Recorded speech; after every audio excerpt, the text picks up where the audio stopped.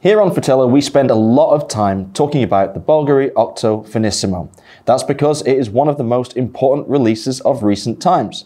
However, for some people, its incredible thinness can be a little bit too much. That's why Bvlgari released the Octo Roma collection, its slightly bigger brother.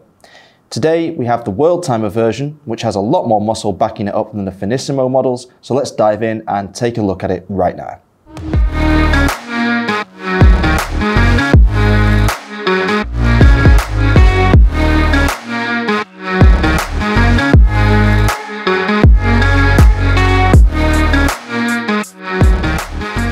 In watchmaking, it takes years to establish a good reputation.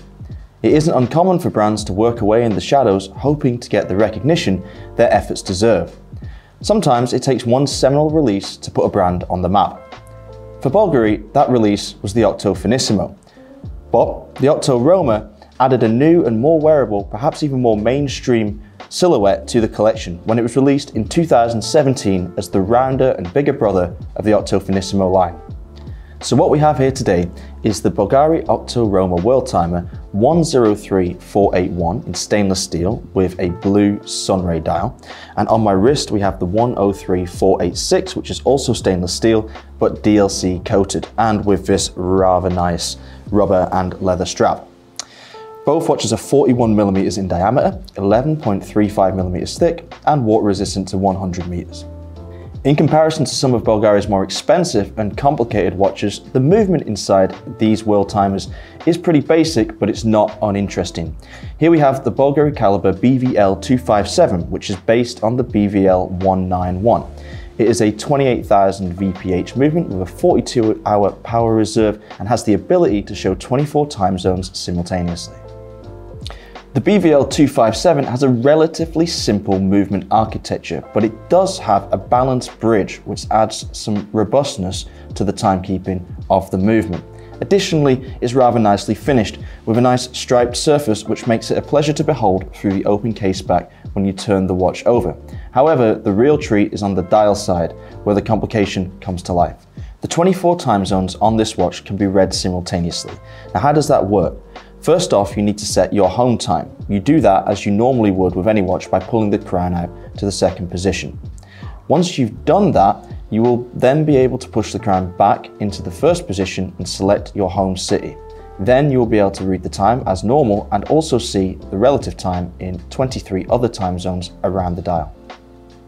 So, how do I feel about this release? Honestly, it's hard to imagine a more seamless addition to a collection. This model feels like it's been around for eternity. It is exactly the kind of thing I look for when a brand is trying to consolidate their standing within a certain aesthetic. I find it very wearable. I think that it is definitely more mainstream than the standard Finissimo, or should I say the non-standard Finissimo, because it is such a striking watch. But which do I prefer out of the black and the blue? When I first saw them, the blue was definitely my favorite. I loved the dial, and I feel that that was the jewel within the watch, as it were. But the more time I've spent with them, the more I've become attracted to the black model. For a couple of reasons, actually. One, it is very lightweight on this strap. The bracelet on the steel version, while it is incredibly well designed and beautifully manufactured, is quite heavy in comparison to the strap alternative. Furthermore, the finishing on the black model is what really won me over. It's a blasted case, a matte finish from top to bottom. Every component has the same surface finish, whereas the steel version uses a mixture of satination and polished surfaces. This is most obvious when you look at the under bezel, one component which sits between the bezel and also the case middle, or the case band. On the blasted version, on the DLC coated version, it is very crisply machined. It has sharp edges and it lines up perfectly with the case band itself. On the steel version, this component is polished, which kind of breaks up the sharpness of the whole design for me a little bit. And so the more I look at them, the more I gravitate towards the very smart, the very sleek, stealthy, and comfortable black DLC coated version.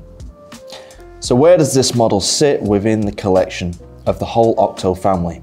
Well, it's quite an affordable option for a WorldTimer, and both models, in steel with the bracelet or black on the strap, retail for €8,600, including taxes. Now that is a hefty chunk of change lower than the Finissimo, which is about €5,000 more in titanium and 3.5K more in steel. So if you're looking for a similar aesthetic, but you want something a little bit more suitable for daily wear, shall we say, this one is a good option. If you enjoyed this video, please subscribe, leave a comment below, and don't forget to check back to Fratello for more of the same in the future. Thanks for watching.